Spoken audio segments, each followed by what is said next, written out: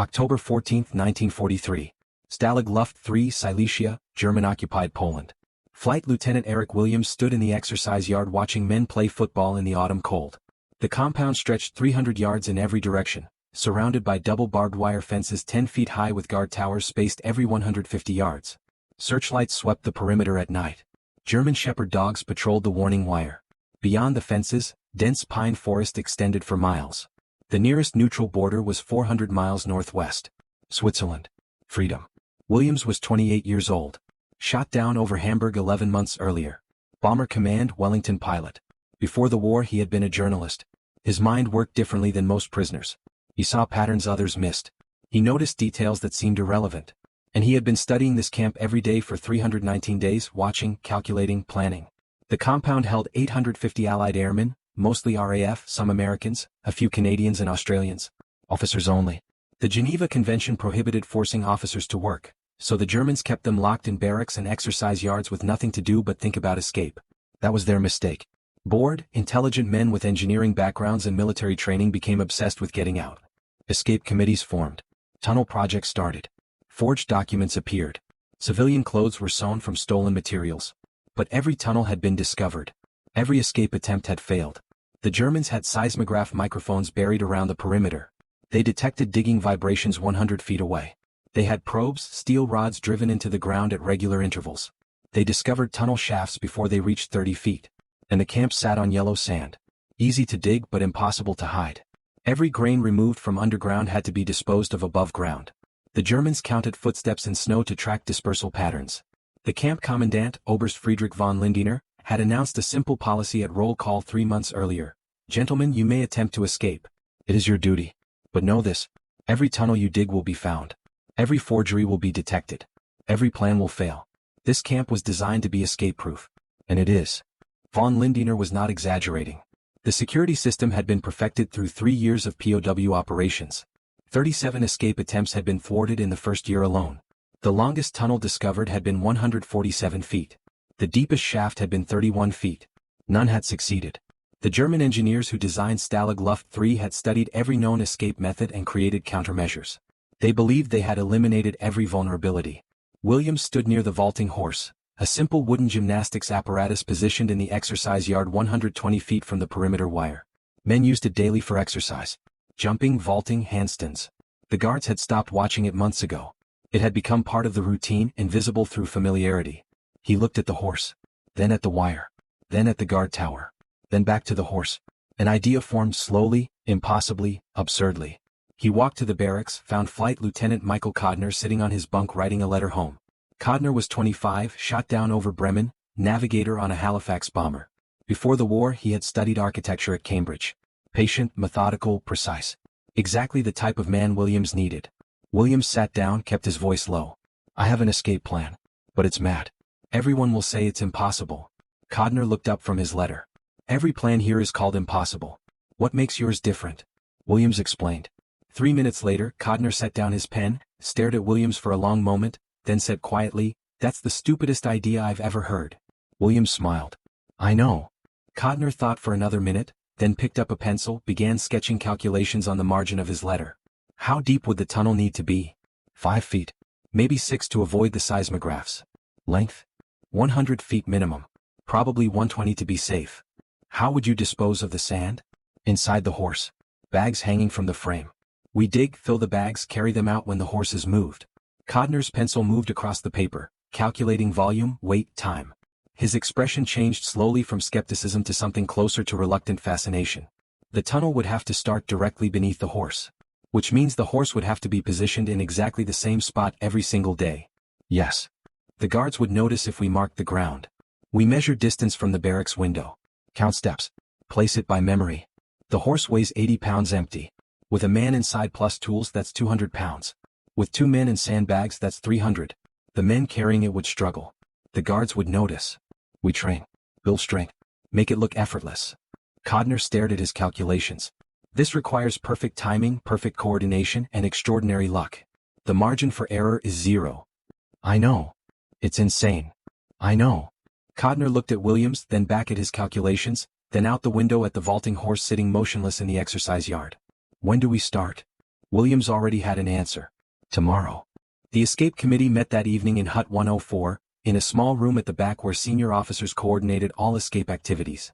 Wing Commander Harry Day presided, a decorated pilot with 6 escape attempts in his record, all failures.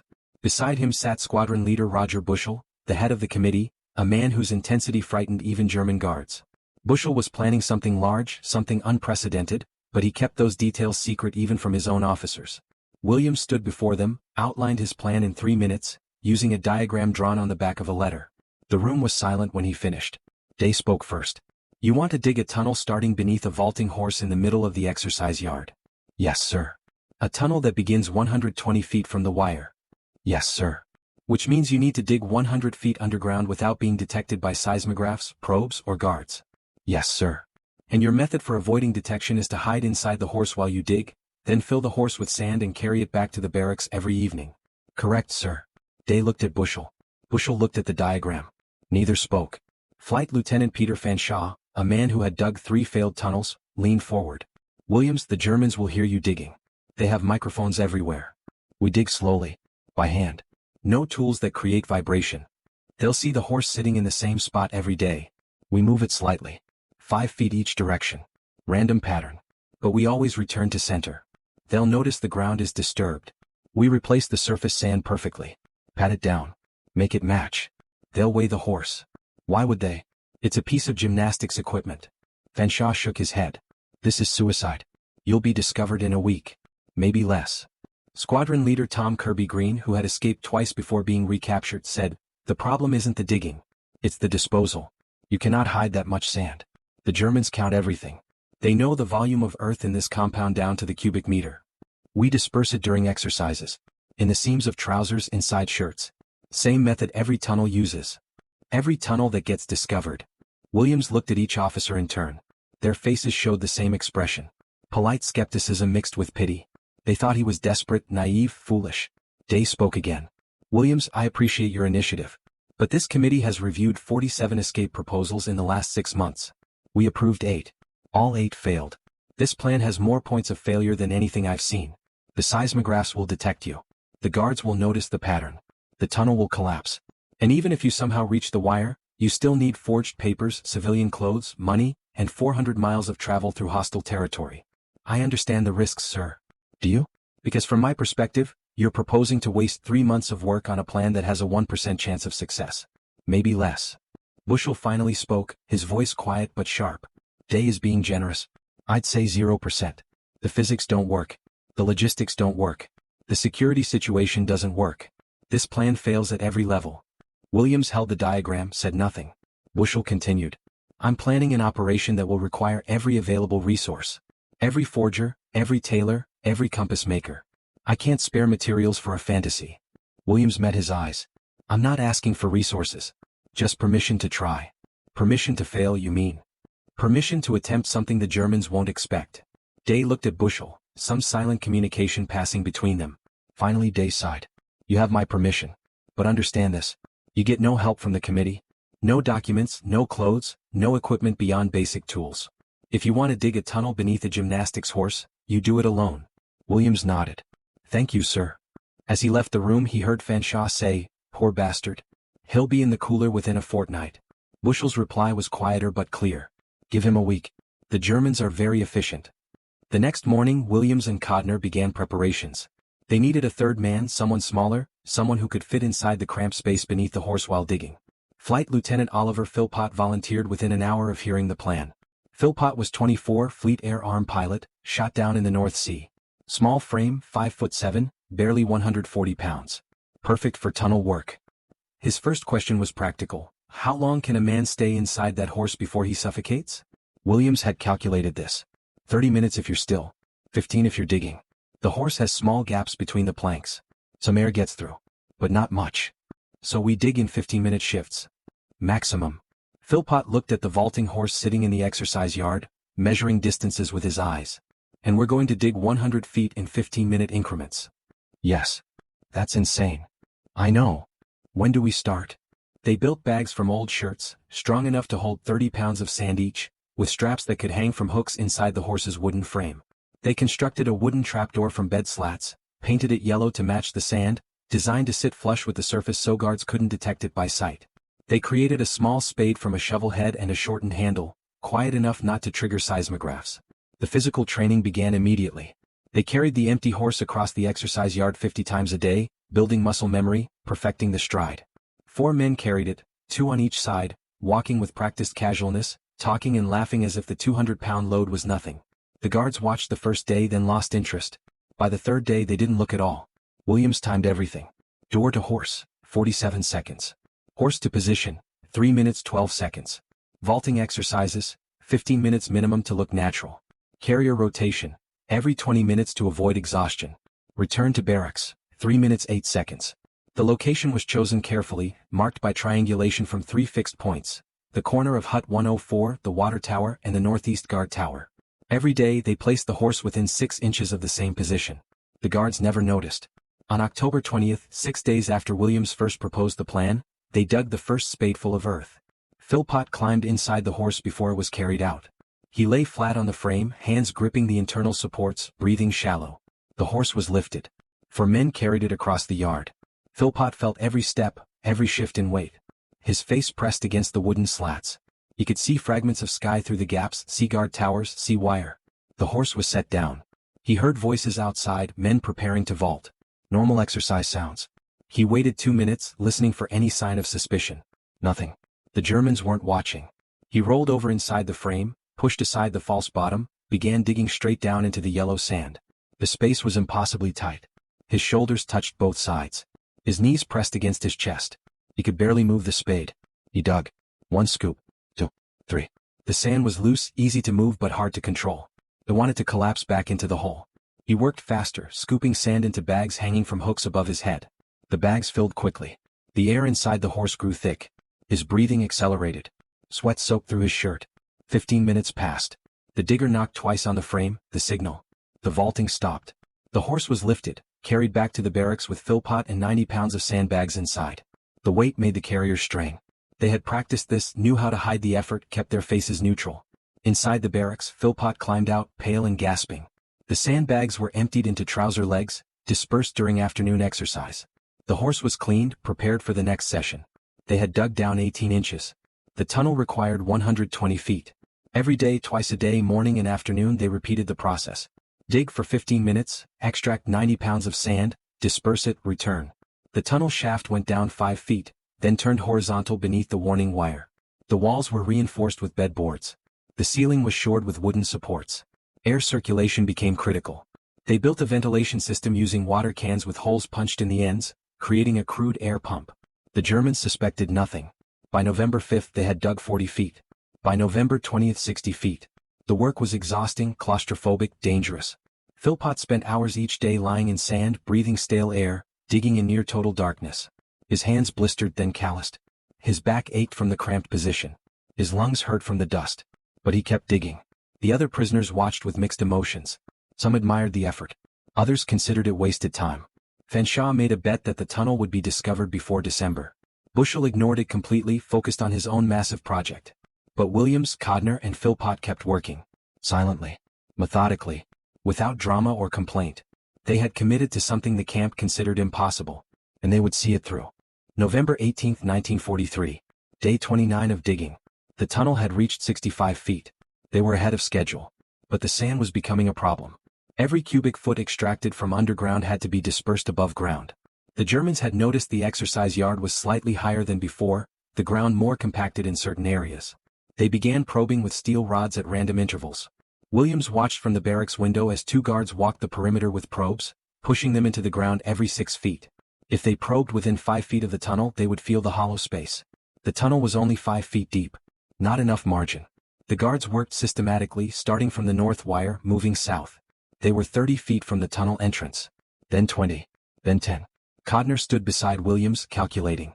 If they maintain that pattern, they'll probe directly over the shaft in 3 minutes. We can't warn them. Philpot's inside. I know. They watched. The guards probed. 5 feet from the tunnel. The probe went down, hit sand, withdrew. The guards moved 2 steps. Probed again. 4 feet from the tunnel. Inside the vaulting horse, Philpot heard nothing. He was 70 feet down the tunnel, digging in near darkness, unaware of the danger above. The ventilation system was struggling. His breathing was labored. He had 7 more minutes of digging time before he needed to return. The guards took another step. Probe. 2 feet from the tunnel entrance. Williams made a decision. He walked into the exercise yard, approached the vaulting horse casually, began doing handstands as if warming up for vaulting. Other prisoners saw him, understood immediately, began gathering around the horse, creating a crowd. The guards looked over, saw the increased activity, paused their probing. One called out in German, "What is this?" A prisoner responded in broken German, "Vaulting competition. For morale." The guard looked suspicious but didn't approach. He conferred with his colleague, then they moved their probing pattern to the west, away from the horse. Crisis averted. But the close call changed the psychological dynamic. The tunnel was no longer invisible. It was vulnerable. Every day could be the last. On November 22nd, the tunnel collapsed. Philpot was 80 feet down when the ceiling gave way. Wooden supports splintered.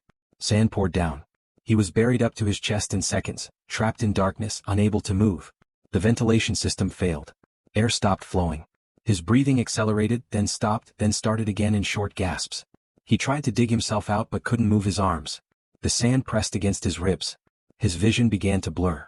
Hypoxia. He had maybe 2 minutes before unconsciousness. Outside, Williams realized something was wrong. Philpot had been inside for 22 minutes, 7 minutes over the maximum safe time. The vaulting exercise ended.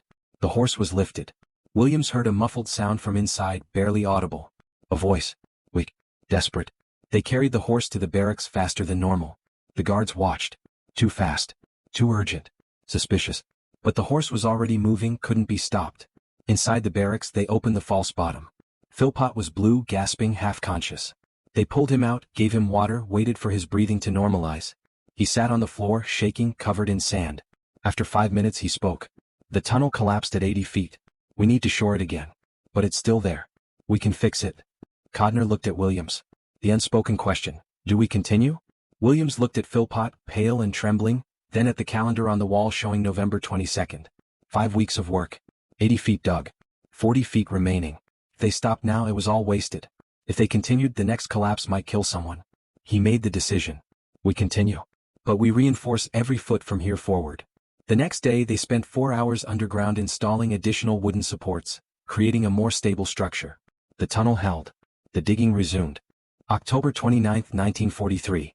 Day 41 of digging. The tunnel reached 100 feet. They could hear sounds from beyond the wire, German voices, vehicle engines, the distant whistle of a train. Freedom was close. They needed another 20 feet to be safe, to emerge far enough into the forest that guards couldn't see the exit. But time was running out. Winter was approaching. Snow would make tunnel work impossible, the cold would freeze the sand, and tracks in snow would reveal the daily pattern of the vaulting horse. They had perhaps 2 weeks before the first serious snowfall. Bushell's massive escape project was accelerating. The camp was tense with secret activity. Guards were more alert, more suspicious. The window for escape was closing. On December 29, the tunnel reached 120 feet. Codner did the final measurement, triangulating position from surface landmarks visible through ventilation holes.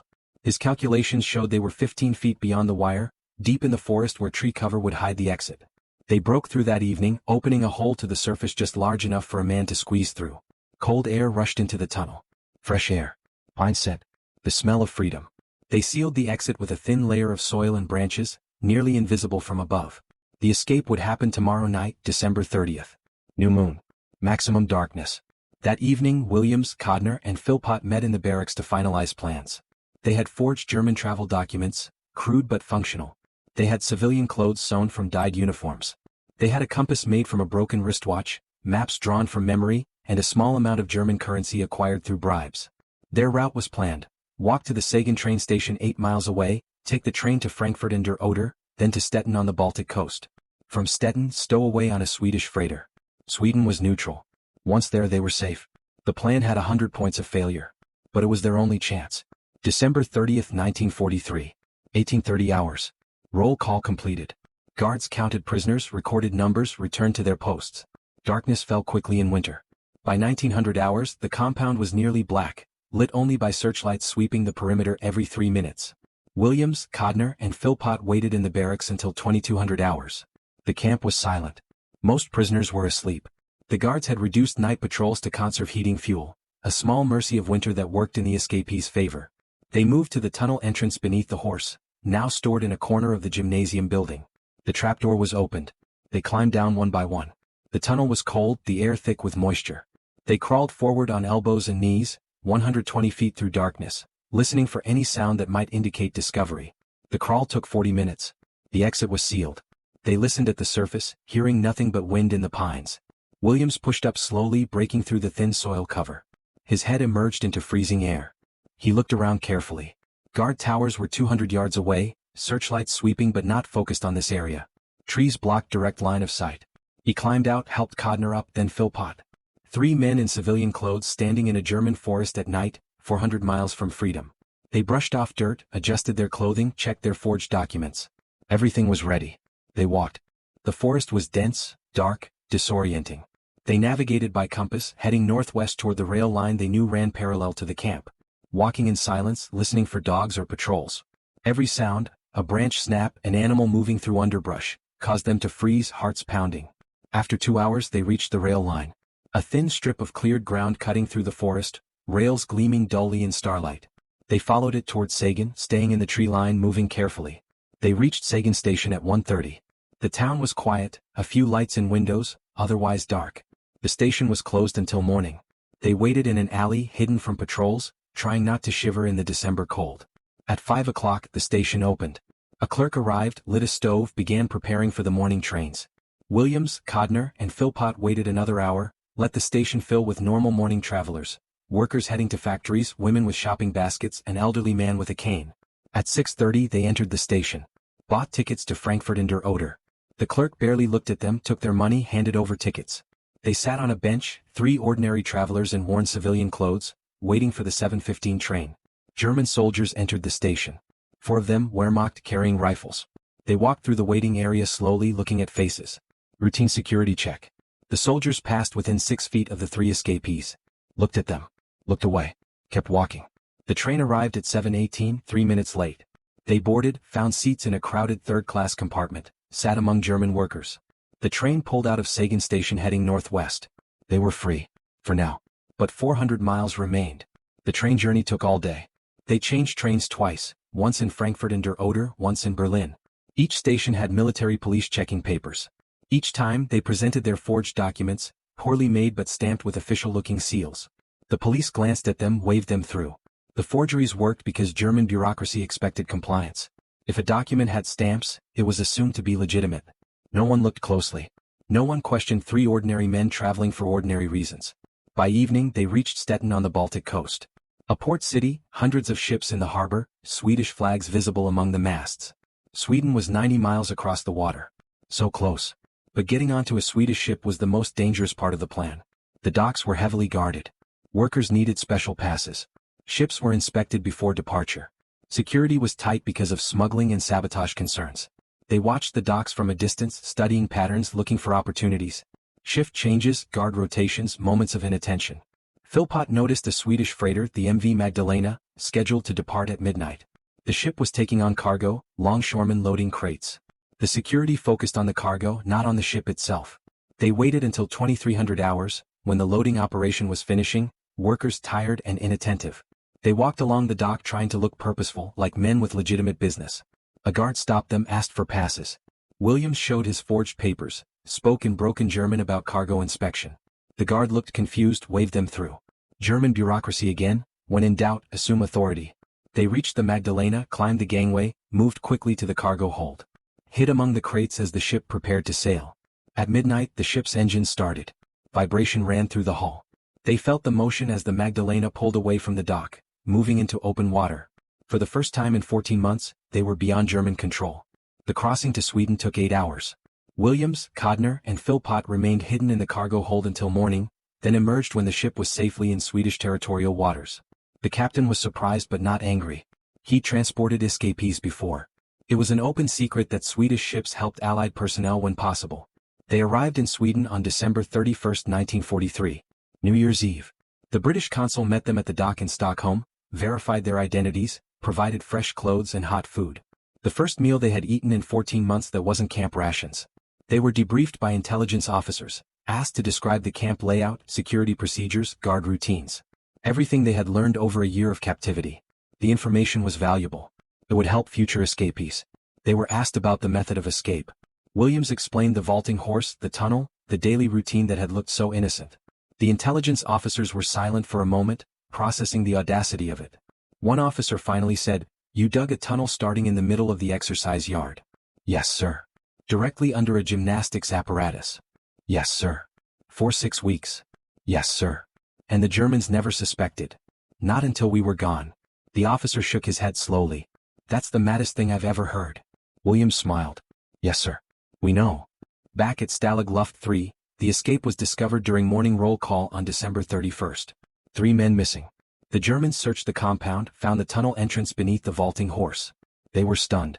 Oberst von Lindiner personally inspected the tunnel, walked the 120 feet from entrance to exit, examined the wooden supports, the ventilation system, the precise engineering. He emerged from the forest exit, looked back at the guard towers, calculated the sight lines. He said to his second-in-command, "They dug this tunnel starting beneath a piece of gymnastics equipment that we watched them use every single day for 6 weeks. Yes, Herr Oberst. And we never noticed." "No, Herr Oberst." Von Lindiner was silent for a long moment. Then, "Respect. I have nothing but respect." The vaulting horse was removed from the compound. The tunnel was filled with concrete. Security protocols were revised. But the damage was done. 3 prisoners had escaped from an escape-proof camp using a method so simple, so obvious, so brazenly casual that no one had considered it possible. The Camp Escape Committee, which had mocked Williams's plan, was forced to reassess their assumptions. Bushell's massive project was already underway, the tunnel that would become known as the Great Escape. But the success of the vaulting horse escape changed the psychological dynamic. If 3 men could dig a tunnel beneath a gymnastics horse, then anything was possible. The wooden horse escape became a legend in the POW system. News spread through secret channels between camps. Prisoners in other stalags heard the story, started looking at everyday objects with new eyes. What else could hide a tunnel? A football? A bench? A volleyball net? The Germans spent the rest of the war paranoid about gymnastics equipment. Williams, Codner, and Philpot reached England in January 1944. They were decorated, promoted, reassigned to training roles. Their story was classified. The escape methods needed to remain secret while the war continued. But after the war ended, the story was published. Books were written. A film was made in 1950, The Wooden Horse, starring Leo Jen and David Tomlinson. The film was shot partially on location at the actual Stalag Luft 3 site. Williams wrote his own account, published in 1949. The book became a bestseller, translated into 12 languages. He described not the heroism but the tedium, the endless days of digging, the claustrophobia, the fear, the grinding physical and mental exhaustion. He described the moment when other prisoners laughed at his plan, when the escape committee called it impossible, when even his closest friends doubted. And he described the moment in the Swedish consulate when he realized they had succeeded. That all the mockery, all the doubt, all the pain had been worth it. That sometimes the maddest plan is the only plan that works. Codner returned to architecture after the war. He designed buildings in London, including several schools and a hospital. He never spoke publicly about the escape, preferring to let Williams tell the story. He died in 1993, age 75, survived by his wife and 3 children. Philpot became a civil engineer, worked on infrastructure projects across Britain and Africa. He gave occasional lectures about the escape, always emphasizing the luck involved, the 1,000 small things that could have gone wrong but didn't. He died in 1993, age 74, the same year as Codner, a strange synchronicity. Williams lived the longest. He continued writing, published several more books about POW experiences. He returned to Stalag Luft 3 in 1989, after the Berlin Wall fell, when the site became accessible again. He stood in the exercise yard, now overgrown with weeds, and looked for the spot where the vaulting horse had sat. The ground was unmarked. The tunnel had been filled decades earlier. But he knew where it was. He could still see it in his mind, the yellow sand, the wooden supports, the 120 feet of impossibility. A journalist asked him what he felt, standing there again after 45 years. Williams said, "I feel old. But I remember being young. I remember being trapped. And I remember deciding that impossible was just a word." He died in 2001, age 86. His obituary in the Times was titled, Flight Lieutenant Eric Williams, Wooden Horse Escapee. 8 words that summarized a life. But the real legacy is simpler than that. It's not about the tunnel or the escape or even the success. It's about the willingness to attempt something that everyone else calls impossible. To hear the mockery and keep digging anyway. To face doubt with quiet persistence. That's what Williams, Codner, and Philpot gave to history. Not a clever escape plan but proof that the stupidest idea might be the only idea that works. Stalag Luft 3 was liberated by Soviet forces in January 1945. The prisoners were evacuated during a death march westward. Many died in the snow. The camp was burned. The site became a memorial after the war, a museum dedicated to the prisoners who tried to escape. In the museum there is a replica vaulting horse. Polished wood brass fittings exactly like the one Williams used. Visitors can stand beside it, imagine the tunnel beneath. Most don't. Most just see a piece of gymnastics equipment. That's the point. Sometimes freedom is hidden beneath the most ordinary things. Sometimes you have to dig for it 15 minutes at a time for 6 weeks while everyone else laughs. Sometimes the plan that sounds insane is the only plan that isn't. December 30th, 1943. 3 men climbed out of a tunnel beneath a vaulting horse and walked into a German forest. 400 miles lay between them and freedom. But they had already completed the impossible part. The rest was just walking.